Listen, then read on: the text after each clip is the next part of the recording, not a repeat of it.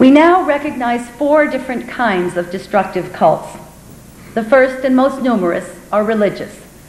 My own speculation is that's because of the tax advantage. It's very easy to get a good tax advantage if you are a religion. Second are therapy cults.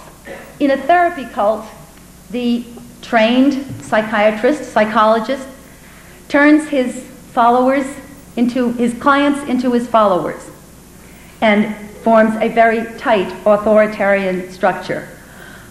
But we also have the pseudotherapy cults, or what I call pseudotherapy cults, as in Est and Lifespring, Psi World, and many others. Third are the political cults. The most notorious of the political cults, I think, is Lyndon LaRouche, who's been dabbling here in California and other places.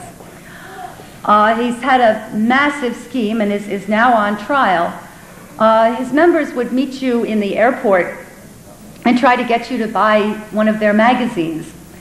The Executive Intelligence Review sells for a mere $396 a year.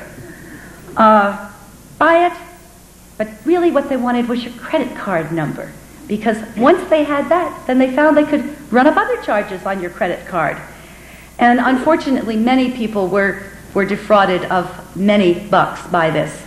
There were also telephone credit card calls and charges, and it goes on and on. That's a typical political cult. Nothing to do with religion, just politics. And the fourth is a group that I call commercial, for lack of a better phrase.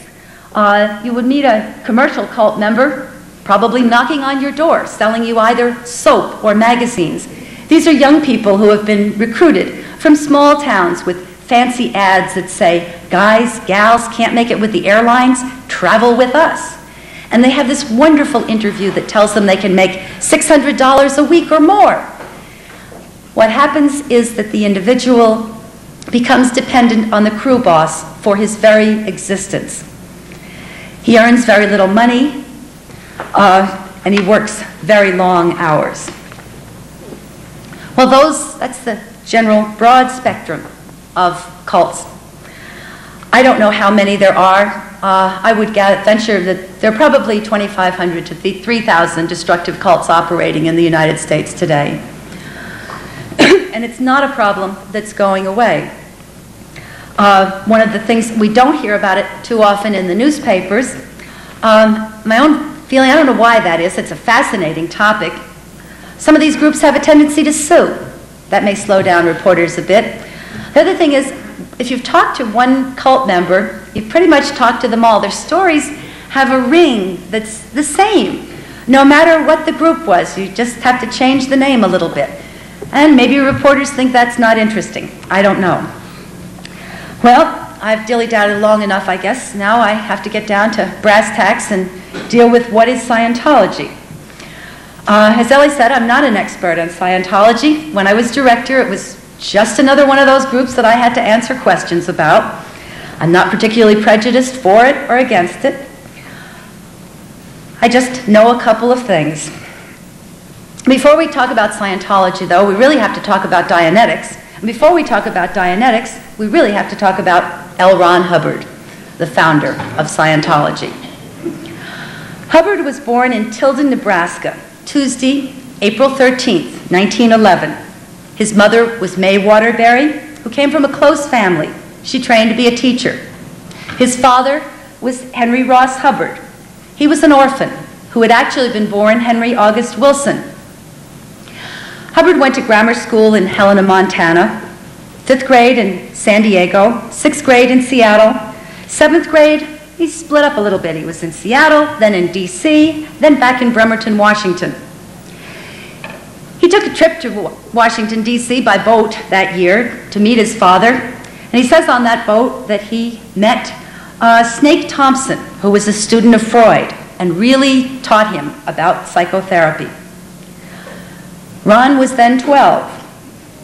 He became an Eagle Scout in Washington, D.C., and met President Coolidge, and then returned to Bremerton, Washington for 8th grade. 9th and 10th grade were spent in Seattle, and his father was sent to Guam.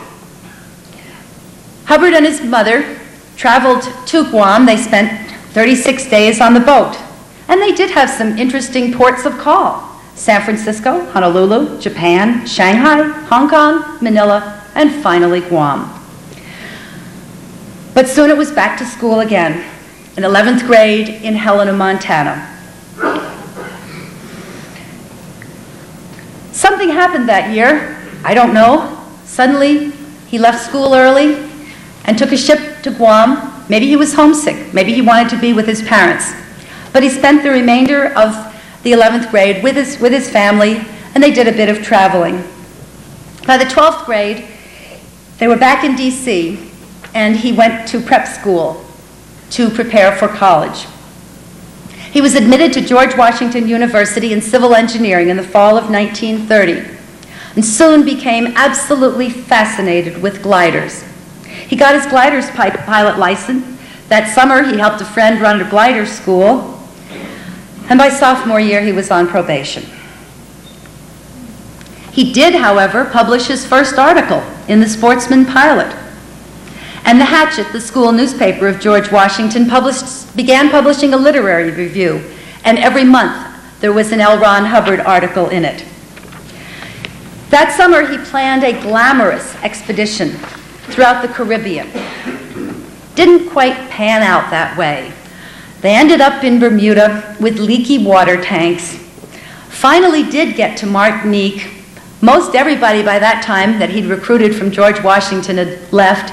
And the captain, when he finally got back to Baltimore, said it was the worst trip he ever had.